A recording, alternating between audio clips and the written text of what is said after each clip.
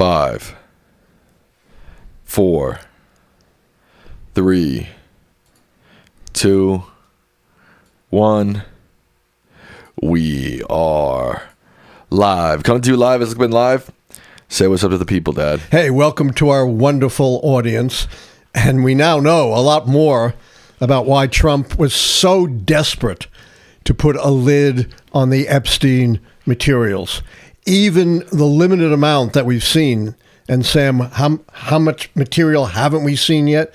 Maybe 2 to 3 million files, right? Right. And apparently what we've seen in the public was terribly redacted. Supposedly unredacted files went to Congress. It's not clear that they were fully redacted, and certainly Congress has not come close to having the time to go through several million files. Nonetheless, some of the things they have found are incredibly eye-popping and incredibly damning, and helps us understand why this Epstein thing is not a hoax. It's real. Right. The saga continues. Yes, and it's going to drag on for a long time. They're already, getting close to 2 months late for the full release of the materials? At least, I mean, yeah, they claim that they've released everything that's going to be released, though. So they claim that, it's over, but Congress, the Democrats dispute, holding back. You're only supposed to hold back, some very specific material. Certainly nothing in the congressional law, it's a law, enables them to hold back 3 million documents. Right. All right, our first topic of the night. We've got a bunch of Epstein stuff to get through. The first one is an FBI document released in the latest batch of Epstein files. Sam, let me say, I don't think it was released. I don't think it was revealed until Congress had a chance to look at it. Is that right? I'm not entirely sure. I'm not entirely sure, but I haven't heard about it until I heard about it from the members of Congress who looked at unredacted, or at least less redacted material. That might be true. I should have looked into that, but I'm not entirely sure. Yeah, it doesn't matter. The document is a written record of a 2019 FBI interview with the former Palm Beach police chief, who alleges Trump called him after the department launched an investigation into Epstein, and Trump said, quote, "Everyone knows about Epstein's behavior." Trump allegedly said, quote, "Thank goodness you're stopping him. Everyone has known he's been doing this." Asked by reporters in 2019, when Epstein was arrested by federal agents for sex trafficking, if Trump had any suspicions about Epstein, Trump said, "No, I had no idea. I haven't spoken to him in many, many years." Many are pointing out this 2006 call as clear evidence that Trump was lying in 2019. But when White House Press Secretary Caroline Leavitt was asked about the report and the call, she said it, quote, "may or may not have happened in 2006. I don't know the answer. What President Trump has always said is that he kicked Jeffrey Epstein out of his Mar-a-Lago club because Epstein was a creep. And that remains true in this call. If the call did happen, it corroborates exactly what President Trump has said from the beginning. In the 2006 call, Trump also allegedly warned the Palm Beach police to stay focused on, quote, evil Maxwell. After an unusual interview with Deputy Attorney General Todd Blanche in 2025, Maxwell was transferred from a prison in Florida to a lower minimum security prison in Texas. On Monday, Maxwell refused to answer questions from the House Oversight Committee, but her attorney said she is, quote, prepared to speak fully and honestly if Donald Trump, who allegedly once called her evil, grants her clemency. Yeah, she'll do anything, they tell her to if she has clemency. Understand this. Trump in that call, which we'll focus on a little bit more in a moment, called her evil. Said, it's really important you focus on Maxwell, not just on Epstein. And now Maxwell has suddenly found favor with the Trump administration. You had that softball interview with Trump's former lawyer, now government official, DOJ official Todd Blanche, in which she said, oh no, Trump is pure as the driven snow, he has never done anything wrong. And right after that, she gets transferred to, this minimal security prison, which she should not be in. Serious sex offenders do not go to the prison farm. She got 20 years for serious sex offenders. As Trump said himself, just as evil, just as horrible as Jeffrey Epstein. Now, all of a sudden, Maxwell is finding favor because they're using her to try to exonerate Trump. Before I get into this latest revelation, I want to catch you up on all kinds of other information from the Epstein materials that links very closely Trump and Epstein for decades before supposedly they had this falling out, which according to many reports had nothing to do with Epstein being a creep. He was a creep 20 years before that, and Trump didn't do anything about it. It had to do with some falling out over the two of them bidding for a property. But again, this material is not all fully vetted, but there's so much of it, and it's so consistent that it really does show a pattern of relationships between Trump and Epstein, some of which I think is completely verified because it's either pictures or something that, has Trump's signature on it.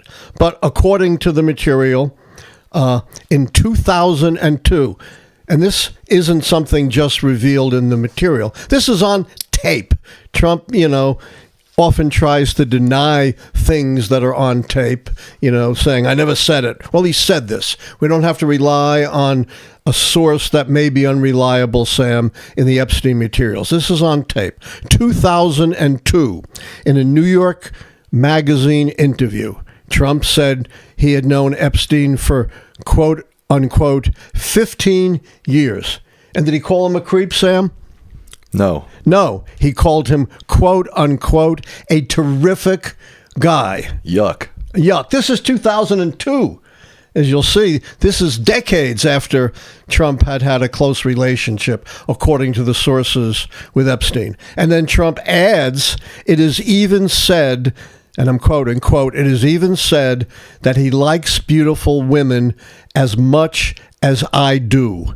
And many of them are on the younger side, unquote. How would he know that if he didn't know what Epstein was up to?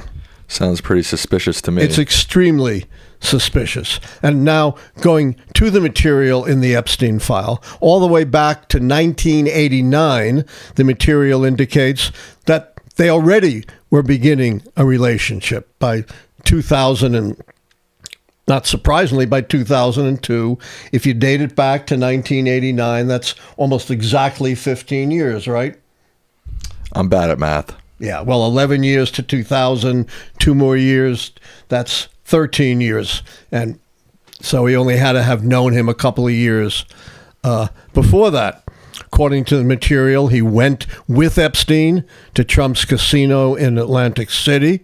And according to the hotel manager, again, Trump said, quote, yeah, Jeffrey likes them young. 3 years later, according to the material, they were spotted together at a party Trump threw at Mar-a-Lago. Again, we don't have to rely on secondhand material. Apparently, there was footage of the event that NBC unearthed in 2019.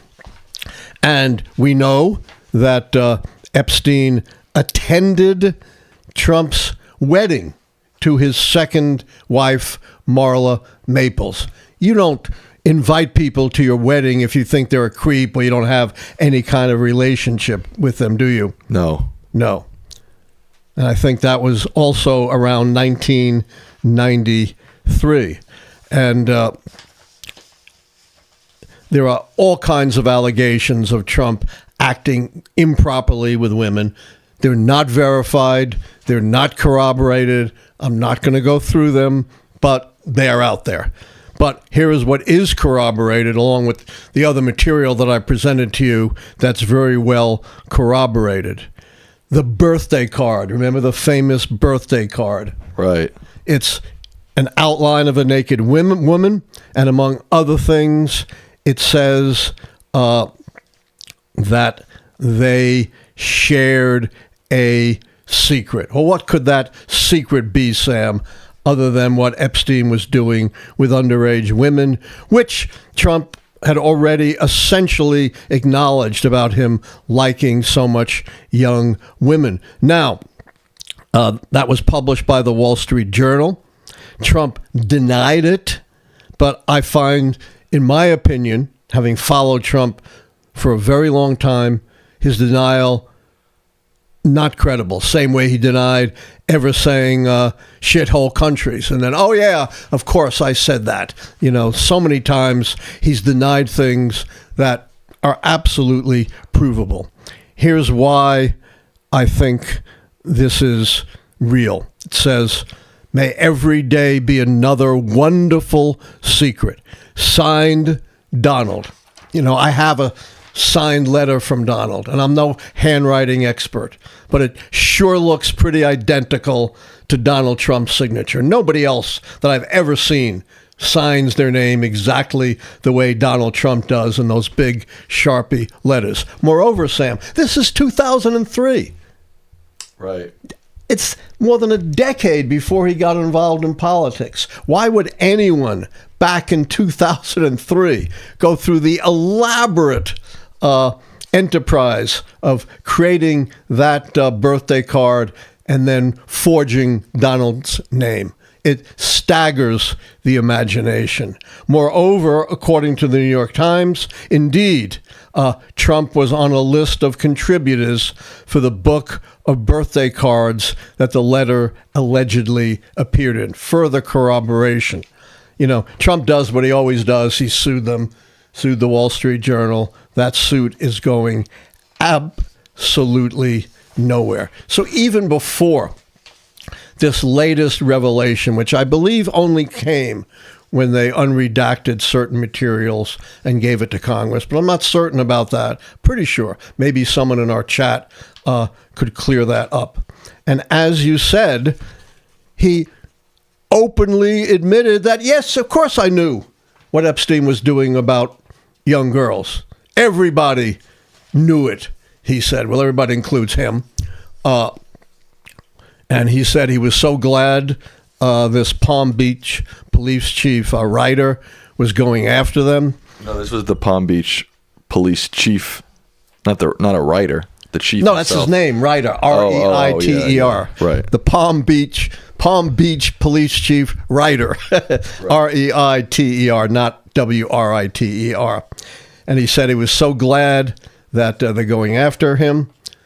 You know, everybody knows what he was doing. And I cannot overemphasize how strongly he denounced Ghislaine Maxwell, calling her evil, you know, telling the police chief, be sure to include him in your investigations. Her. So now we have, assuming this is accurate, I have no reason anyone would forge this, but, you know, again, one of the big problems in the way they release this material, they don't give you any context or verification, but it certainly seems accurate. And in fact, I think you told me the White House didn't deny it, but put a spin on it. They said they didn't know if it was real or not, but if it was, it actually corroborates Trump and shows that, you know, he was a good guy trying to stop them, was actively calling them out, et cetera, et cetera. Well, I have a few things to say about unpacking that.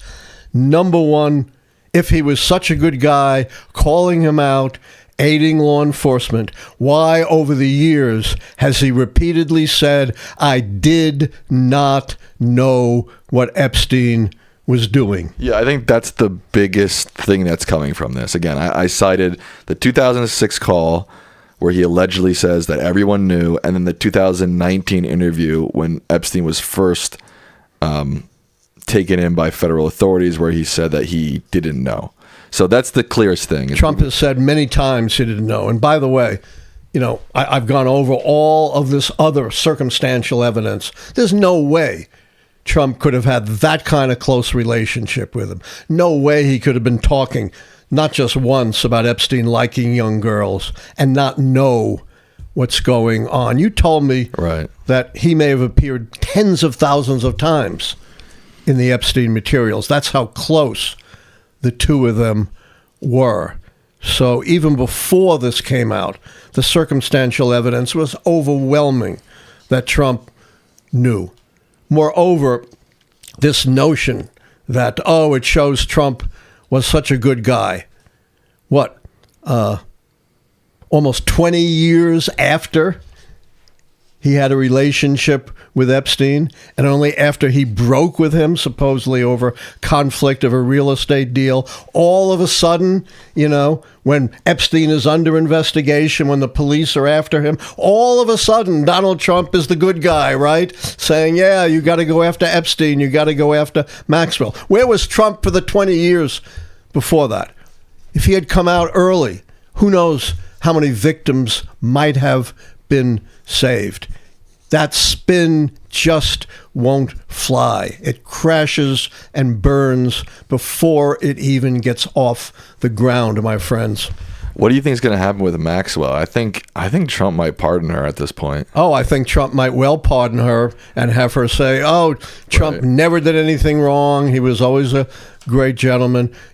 He's pardoned people as bad or maybe even worse than her, including some of the worst fraudsters of our time, even though he's on his high horse about fraud, people convicted of homicide. He's pardoned, I believe. Look, you got to understand about Trump. Nothing constrains him, right? He has no shame. He's been doing this stuff for over 50 years, and he's never been held accountable. So he believes he's invulnerable, that he can do anything he wants, no matter how it may be condemned by others. And if he wants to pardon Maxwell, so Maxwell can, totally exonerate him, it wouldn't surprise me one bit if he goes ahead and does that. I'm not predicting it, but I'm just saying it wouldn't surprise me at all if he went ahead and did this. And by the way, I've only gone through a small fraction of the material linking Trump with Epstein. And I remind you again what Epstein said in a private email. Of course, Trump knew about the girls and all of this other material, and now this direct evidence, if it's, true and no one's disproven it, suggests Epstein was right. Epstein was telling the truth. Thank you to Peaceful Resistor for gifting 5 memberships. We appreciate it. Oh, nice. If you're watching, don't forget to give the stream a like. I see up there we have 0 donations. Is that right? Yes. Oh, my goodness. Yeah, you really need to help us out here. We're working hard. Our next topic, more Epstein news, Dad. Oh, it never goes away. Before you get to that, one of the astounding things about the Epstein revelations, where is it hitting the hardest? In Europe. Right. They're actually doing investigations. They're actually getting rid of people. They're actually taking all of this seriously and not trying to cover it up. Just think, the DOJ under Trump, as far as I can see, and a lot of congressmen agree with me, are trying to cover this up, avoid consequences, especially for Trump. And yet, in Europe, where it's obviously not as direct as it is here for the President of the United States, they are actually taking it seriously and actually taking action. So the DOJ seems to be sweeping all this over the rug, while at the same time, they're trying to indict and failing miserably, because it's such a horrible case, to indict the former FBI director, James Comey, because of some answer he gave to some confusing question by Ted Cruz about something Comey said 10 years earlier that no one even remembered. Or they're trying to indict, and again, failing, Letitia James, the Attorney General, who successfully sued him for his financial machinations because supposedly, she was not correct in stating, and it's unclear whether even she was wrong, something about a mortgage she was getting, and that might have netted her an advantage of $18,000, a tiny fraction of what Trump netted from what was proven in his financial fraud case. Thank you to Abney Rex for becoming a member, and G1 heard you and donated $100. Thank you. That really helps. So did C. Mickey, who donated $3, and Andrew Beard, who donated $10. All right, So we're getting some much. momentum here. I can't, Trump wants to get rid of this now. He says it's just a hoax. We need to move on. Well, they're not moving on in Europe, which is obviously even more indirect. Epstein is a U.S. citizen. Lots of U.S. citizens are caught up, not just Trump. And the only one they seem to care about is Bill Clinton.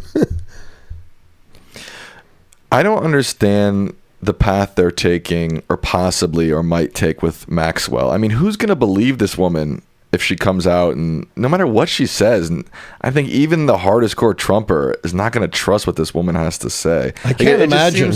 It feels like a little bit of a fool's errand. Like, oh, we're going to pardon Maxwell, and she's going to save the day. It's like, I think it is. But Trump wants adulation.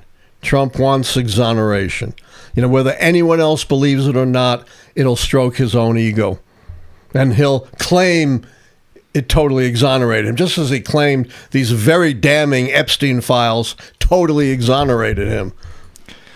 Thank you, John Rogers, for your donation, and thank you, C. Mickey, for becoming a member. All right. Nice. Our next Epstein topics. U.S. Secretary of Commerce Howard Lutnick admitted in front of Congress that he had met with Jeffrey Epstein twice after Epstein's 2008 conviction, contradicting Lutnick's previous claim they had cut ties with Epstein after 2005.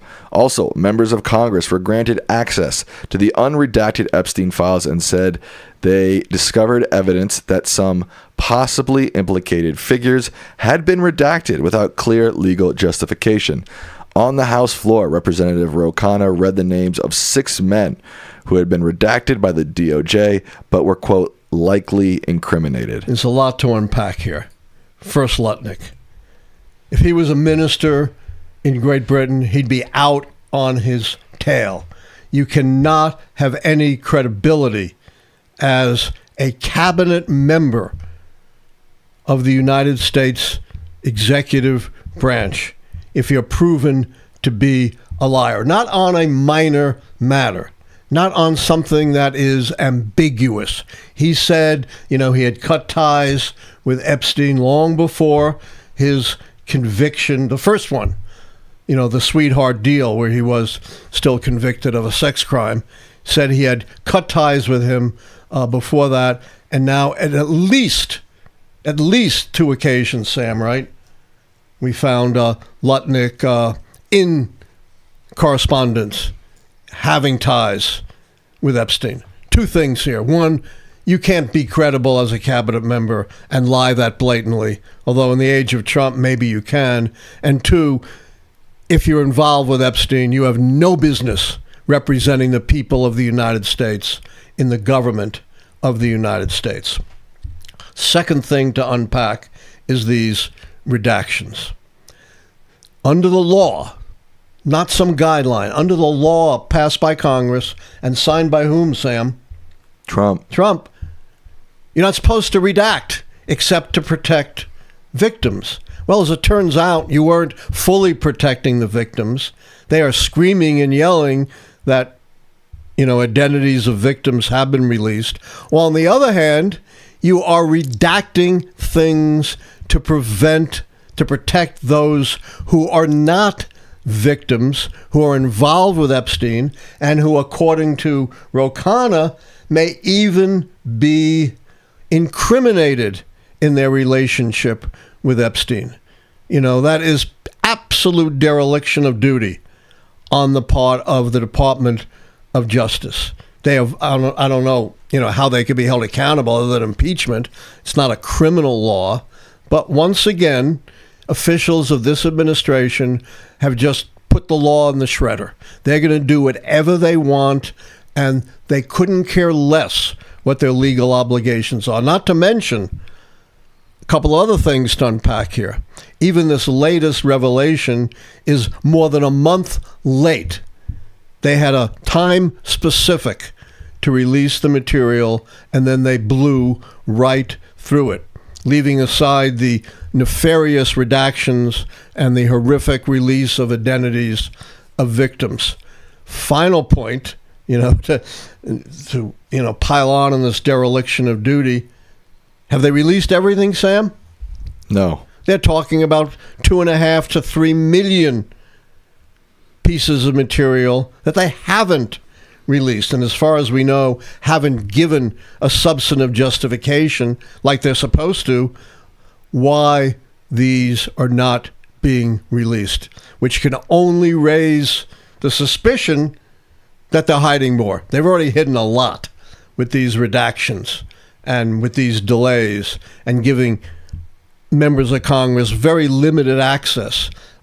Jamie Raskin, I think, said, given the access we have now, it's going to take us years, many years, to go through all of the material. We need much better access than what they've given us. Right. Aren't they saying that they gave them like 90 minutes at a time to look through it? Yeah, maybe longer than that. But according to the members of Congress, whatever they gave them, at least so far, was not nearly enough, and it's not going to be enough going forward. Massey posted on X this picture of one of the files, and the entire file was redacted except for, I think, like Epstein's names and Maxwell's names, and then one text that said co-conspirator. And he, I guess, had seen this unredacted, and he posted and he said, I've seen this. There are people written here as co-conspirators. Why is this all redacted? And actually, Todd Blanche, Deputy Attorney General, responded and said, oh, well, there's victims on this sheet, and the co-conspirator who's listed here is mentioned elsewhere in the files, so we're not really hiding anything. I mean, they're really trying their best to completely muddy the waters. Now, apparently, they're going back and they are starting to unredact some of these names. Because they've been revealed. Right. But I don't know. What do you think? I kind of feel like we're currently witnessing maybe one of the biggest sex crime cover-ups of all time. Maybe the biggest sex crime cover-up, and the Trump administration is up to their neck in the cover-up. That's an absurd explanation. There are some victims. Well, redact the victims. Right. Yeah, but don't redact the co-conspirators. Perpetrators. Yeah. Plus, the fact that they may have appeared somewhere else doesn't mean there isn't useful information on them in what you've redacted. That's a ridiculous argument. I mean, it doesn't even pass the most elementary smell test, does it? No, that's why I said I think we might be witnessing the biggest cover-up of sex crimes ever.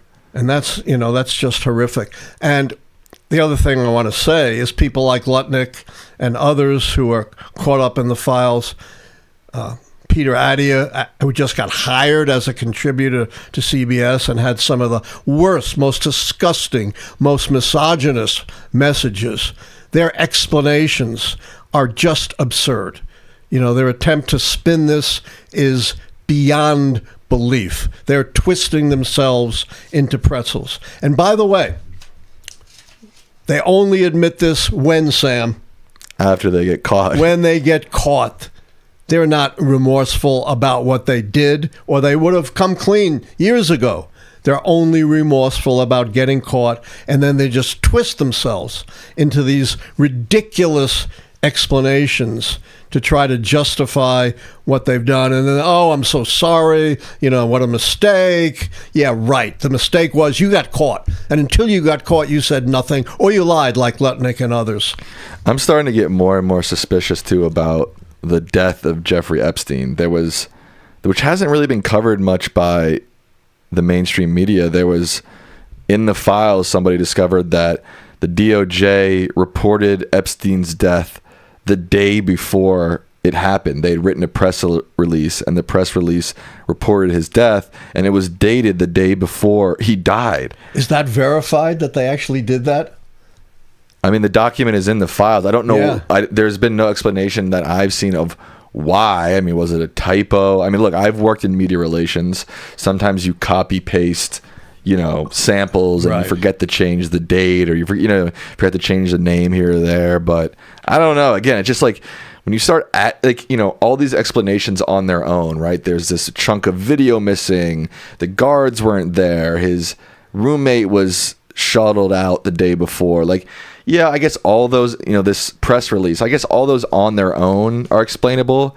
But when they start stacking on top of each other, it's like, it's pretty bad. And add to that Epstein did not appear to be suicidal at any point. Yeah, there was something else recently that said in one of his emails he was reaching out to some doctor or some scientist about some sort of DNA thing. Yeah, about extending his life. I mean, it doesn't sound like someone who would commit suicide to me. It really did not. And it's just like all this Trump stuff.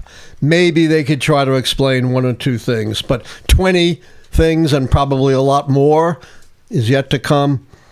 They just can't spin it as hard as they try, and they're the masters of spin. I'm surprised they didn't blame it all on Clinton or Biden.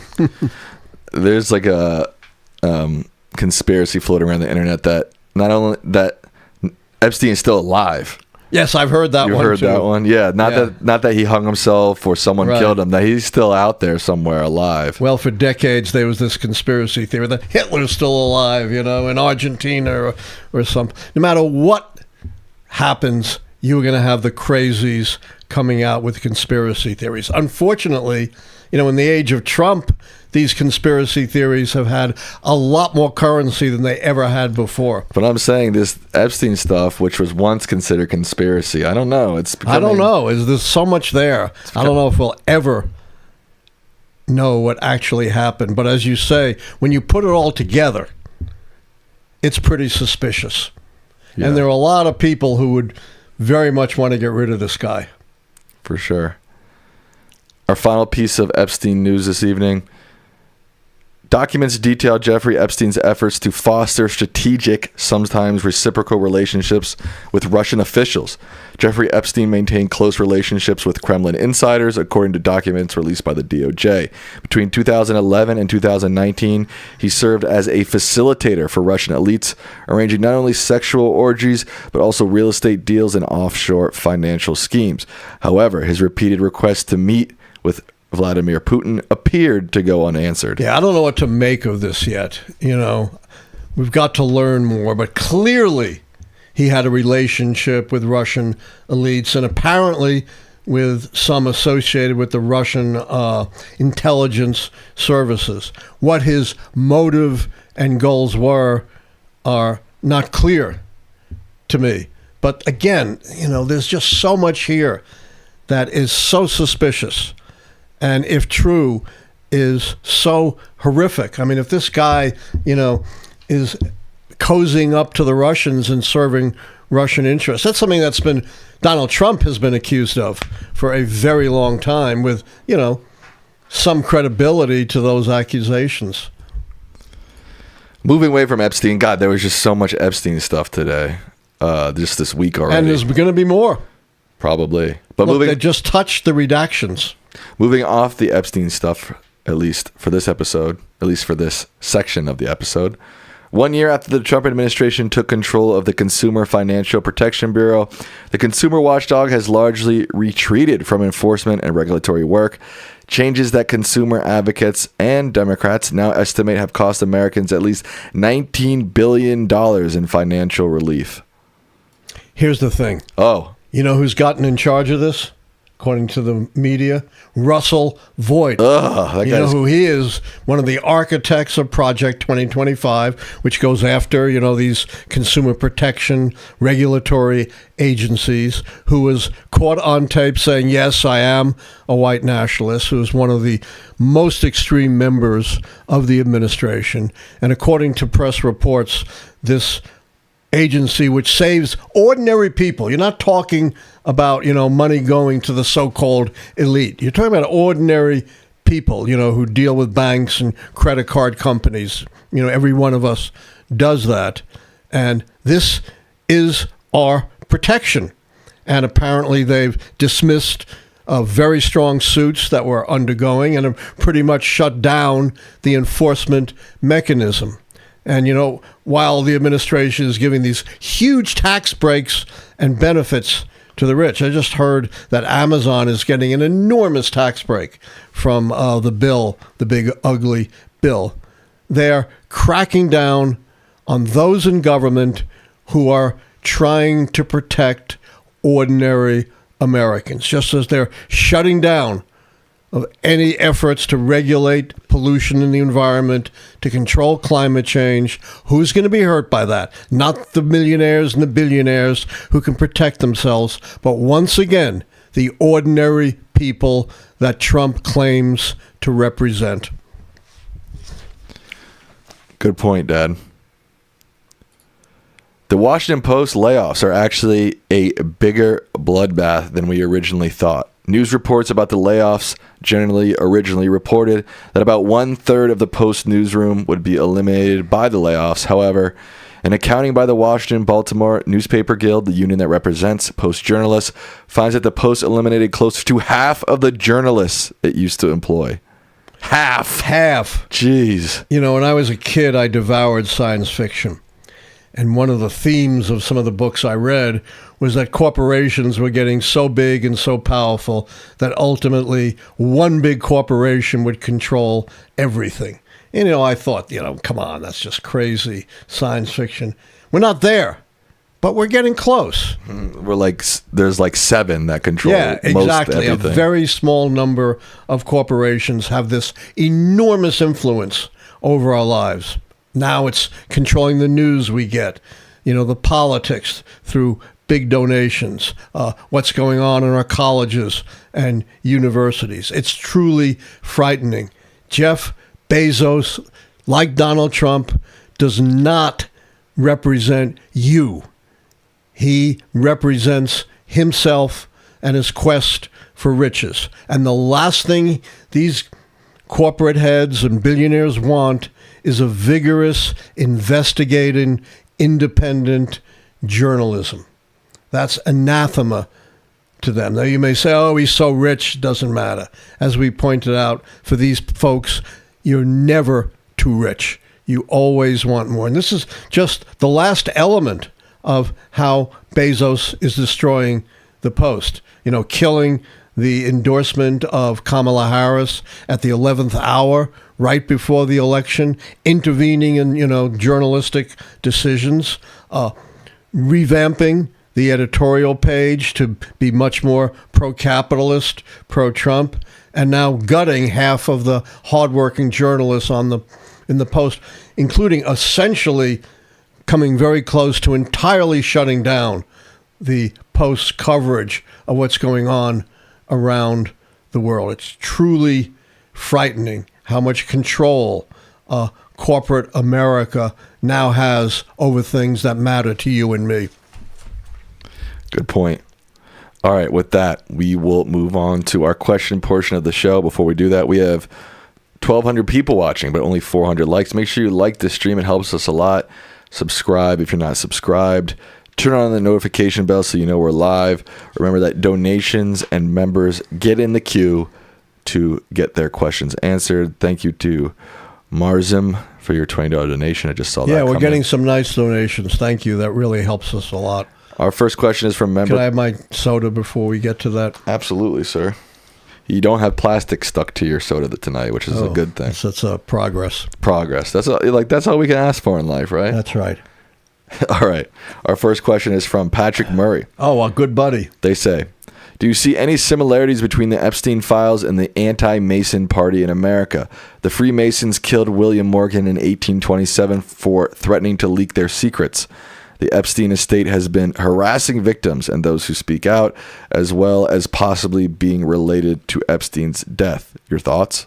That's quite brilliant. I haven't seen anyone in journalism. I mean, it hasn't been done because I don't see everything.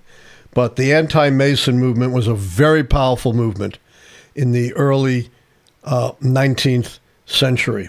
And indeed, there was this famous alleged murder and other alleged abuses on the part of this secret society. On the other hand, some of America's foremost statesperson, including George Washington, was a Mason, and there's a lot of Mason symbolism here in the nation's capital. But a lot of people believed at the time that Masons were an evil, secret conspiracy. There was nothing quite like the Epstein files that exposed them. But the first powerful third-party movement, believe it or not, in the United States was the anti-Masonic Party. The opposition to the Masons led to the formation of an entire political party that did pretty well, although it faded out pretty quickly. And it was, this is not well known, the anti-Masons who held the first national presidential nominating convention, and then the other parties at the time, the Democrats and the Whigs, followed suit. Right. Thank you to Michelle Martinez for your donation. Who else but someone in our audience would ask about the anti-Masons? Definitely. Peaceful Resistor donated $20. They said the post was the last straw. I finally canceled Amazon. I'm also in the process of trying to reduce my dependence on products from the tech oligarch class. So shout out to you. This is a question from In Your Face New Yorker.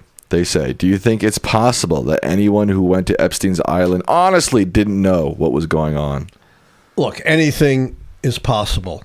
I think, however, it is highly unlikely, maybe almost impossible. As Sherlock Holmes once said, once you eliminate the impossible, what's left is the probable. I think it's probable that, lots of these people knew. It didn't seem to be a big secret. Trump talked about it several times, right out in public. There are all these incriminating photographs and emails, which I think are only the tip of the surface. We don't know what's in those 2.5 to 3 million other emails. So yes, I think it is entirely possible that many, many more people than we thought knew not exactly, but had a pretty good idea of the nefarious things that Epstein was doing. I think you'd have to be pretty much deaf, dumb, and blind not to. Do you believe that the Epstein files could have any chance of getting Trump impeached? I recall from your book, A Case for Impeachment, that crimes committed prior to being president could be used against him.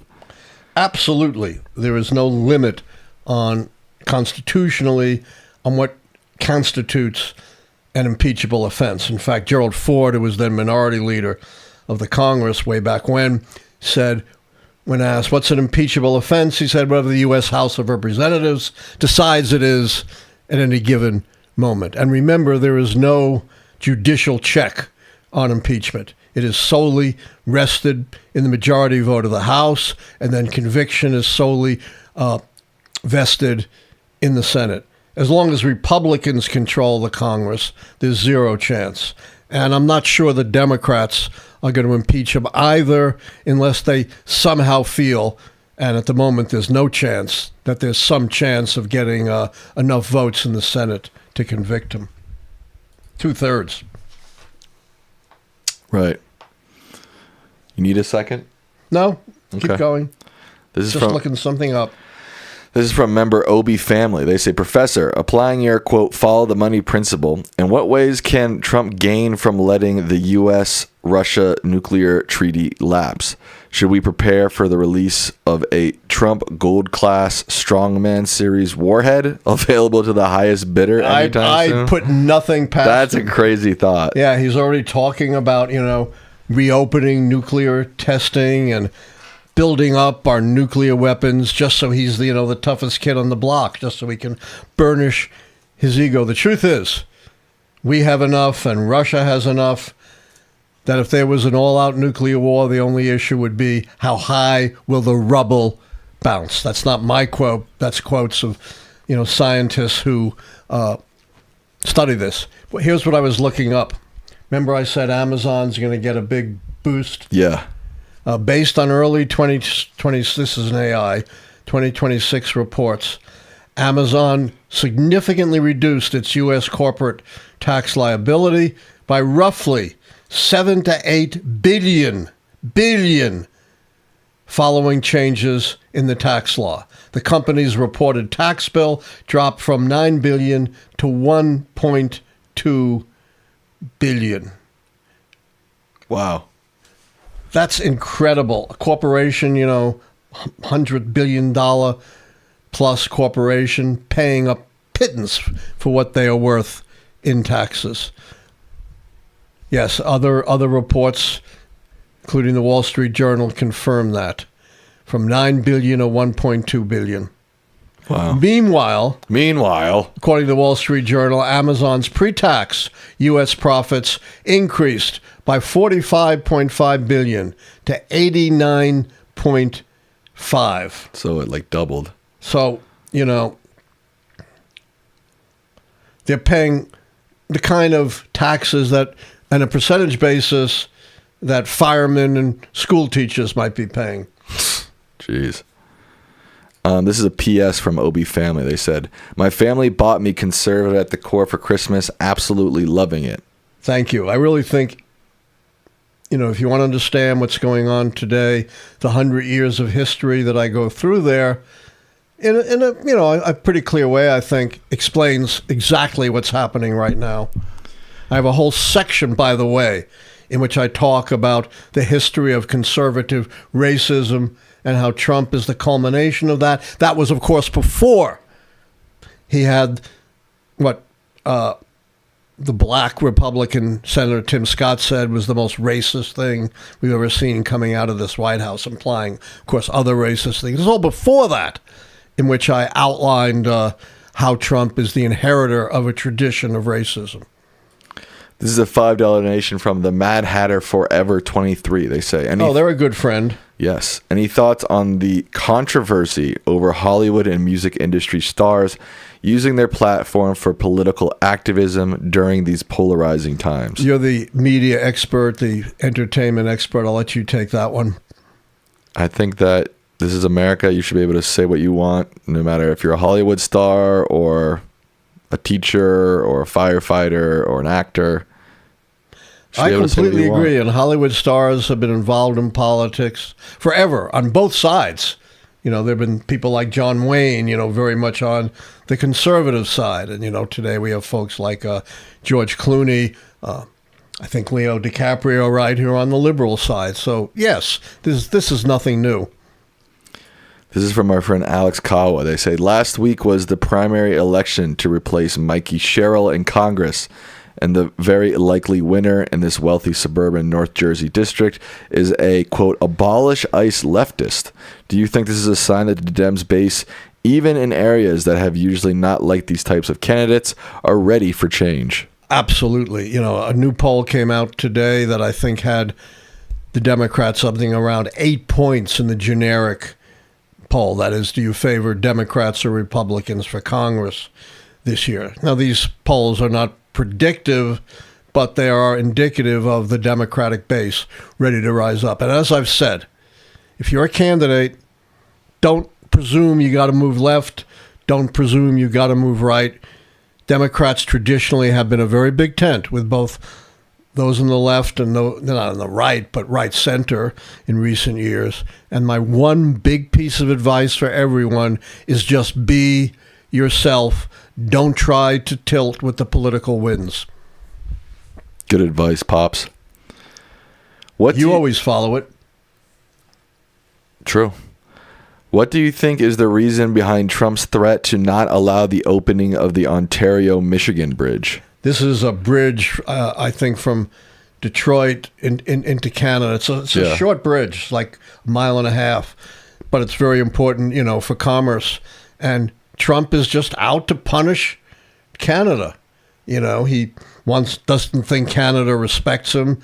The prime minister, has openly criticized him, something Trump hates. He wants the Canadians to bend to his will. And this is just more petty revenge, which is the hallmark of this administration. He's said it. Retribution is coming. You got to understand with Trump, he's not subtle. He's not the hidden hand president like Dwight Eisenhower. He's right out front. Thank you to G1 for your 10 gifted memberships. We appreciate that. Do you think it was a mistake to take the dollar off the gold standard? No, I think the gold standard was stultifying the economy and, letting the dollar respond to market forces is probably, the right thing to do. The problem was, and there's another side to this, when Nixon took us off the gold standard, that meant that you can run uncontrollable deficits. And who would pay for them? Foreigners, who use their dollars to buy Treasury securities. You didn't have to have a gold drain to pay for the deficit. And it also has unleashed currency trading, which is far and away the biggest trading market in the world, far overshadowing even the New York Stock Exchange. So yes, I think, there are two sides to this, but I'm not a gold bug. You're not a gold bug? Probably not. Oh. You got any gold for me? No. What do you think of James Tallarico's chances to win a Senate seat in Texas in the November midterms? There's something very interesting. And again, don't take the polls as gospel. But the two upstarts are winning in the polls. Attorney General Paxton, who's burdened with multiple scandals, who was impeached by his own party in the Senate, in the House in Texas, although he was not convicted in the Senate, loaded with baggage, is like 7 points ahead. And Representative Crockett, the African-American woman, is also about 7 or 8 points ahead of Tallarico. So right now he's got a bit of an uphill fight. A lot can change, but early voting in the primary is coming down very soon. It would be quite incredible to have an African-American woman against a scandal-ridden Republican, including scandals apparently involving women. This is from member Dirtier Dog. They say, Professor, I read your book, Repeal the Second Amendment, last summer and was surprised at how thorough and convincing your arguments and data were. It feels important to know the original framers did not want individuals to have the right to bear arms, and that knowledge changes the way I view the Second Amendment. My suspicion is most people believe that the framers wanted each individual to have a right to bear arms. Why do you think this interpretation has shifted within everyday people? Yeah, it didn't used to be that way until the late 20th century. For almost 200 years, it was the conventional wisdom that, of course, the Second Amendment was all about a well-regulated militia and not about individuals bearing arms. In fact, to the extent debates survive about the amendment, it was all about whether certain religious groups could exempt themselves from the militia. Nothing to do with the individual right to bear arms. And among many arguments, my killer argument was, who crafted the Second Amendment, Sam? Do you know? Slave owners. Slave owner, James Madison. Slave owners voted for it in Congress, in state ratification processes. Would slave owners for 1 second have considered voting for an amendment that would have given free black people the right to keep and bear arms, or women the right? Come on. That's just absurd. Not a single person, not one of the thousands involved in voting for the amendment or ratifying in the states ever said it established an individual right to bear arms. All of this changed with the strategy of the National Rifle Association after the right-wing revolution in Cincinnati and the takeover by President Charlton Heston, in which they perpetrated what the former conservative Chief Justice Burger of the U.S. Supreme Court called one of the biggest hoaxes in American history, the idea that somehow the Second Amendment gave individuals a right to keep and bear arms. And then Antonin Scalia ran with that in the Heller decision in 2010, even though he had no direct contemporary evidence for it, and got roundly criticized by conservatives for abandoning his own idea of being faithful to the strict construction of the Constitution. That put this falsehood into American constitutional law. It's I agree with Berger, one of the biggest and worst hoaxes we've ever experienced. And you would think, to listen to the gun lobby, that we were the safest country among our peer democracies, especially when it came to gun violence, because we have these guns to defend us. Well, the opposite is true. As I point out in my book, an American is 20 times more likely to be murdered by a gun per capita than a resident of our closest peer democracies, the G7 group of nations plus Australia. Not 20% more likely, 20 times more likely. That's a lot. That's a lot. Thank you to Marie for your donation. Thank you. Next question is from our resident Giants fan, James Lagruta. They say, I think the keys still work despite the 24 outcome. Also, every good model can have an outlier, especially when a sitting president was pushed off his party ticket just days before the convention. Your thoughts? I agree with you completely. No model is going to be perfect, especially over a 45-year, 43-year time span. It's quite amazing that it's done as well as it has. And, I've been on some podcasts with authorities in the field, and they've all said, in fact, would look suspicious if your model was always right. It's more credible that, your record is 10-1, which is, an amazing record for a model over a 40-year period. Of course, I'm now thinking, how to use the model for the upcoming election. Because remember, I'm not psychic Gene Dixon with a crystal ball. I'm not Speaker Mike Johnson who thinks the Almighty talks to him. The keys are based on history, and a 40-year run is a pretty good run, but over that time, patterns of history can change. Good point. This is from Marzum. They say, Hi, Dr. Lichtman. Since Saturday is Valentine's Day, give me something that fills your heart. I'm not sure how they're phrasing this. With hope for the future. I got it.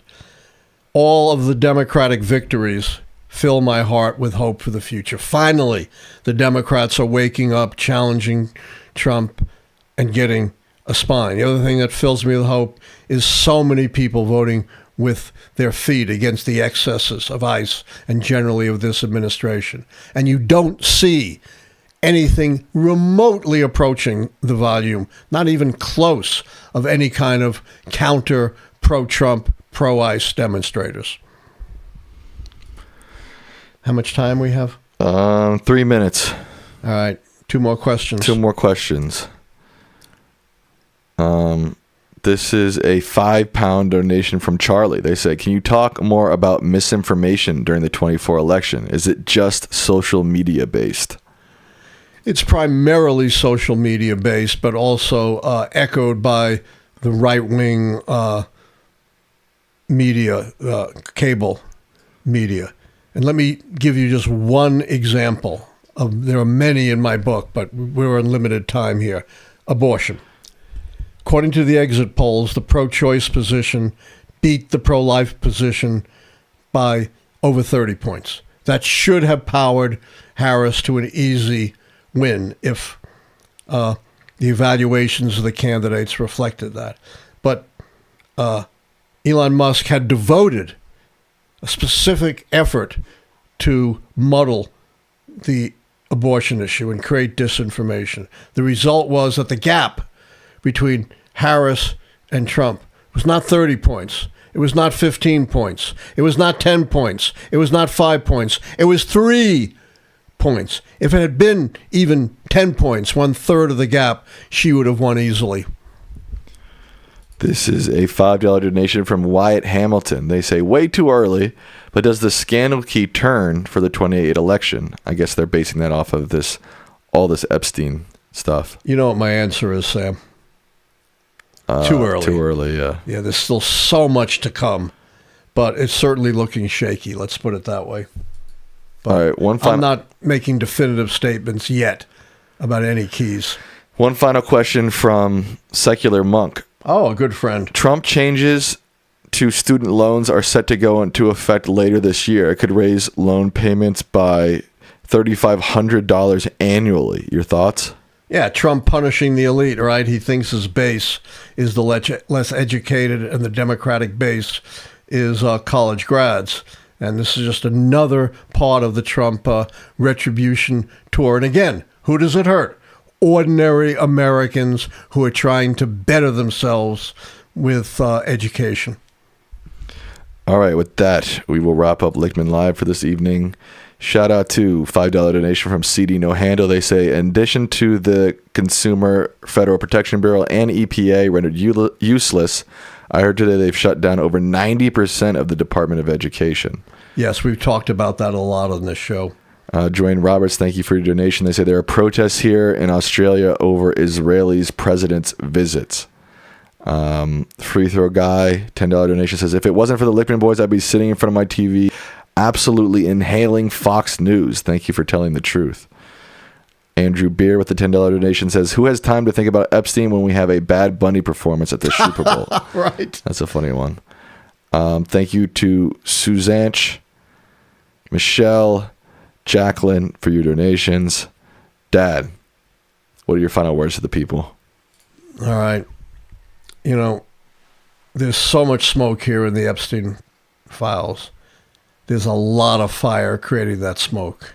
It's not a hoax. It's very real. And I'll tell you, there is a lot more to come. We have not seen the end of this. As you say, Sam, one of the most horrific stories in the history of the country. All right, folks, with that, we will sign off for the evening. Thank you all for watching. See you on Thursday, and good night. Good night.